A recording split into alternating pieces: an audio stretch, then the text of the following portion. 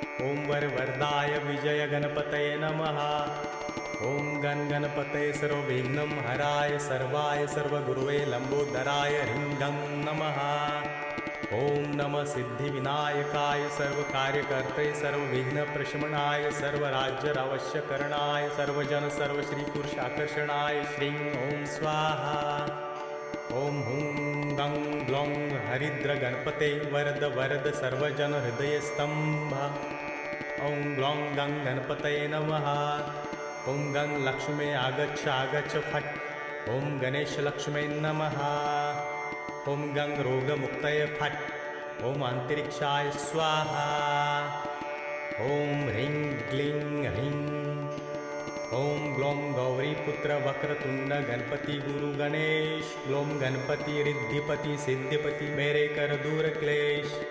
ओम नमो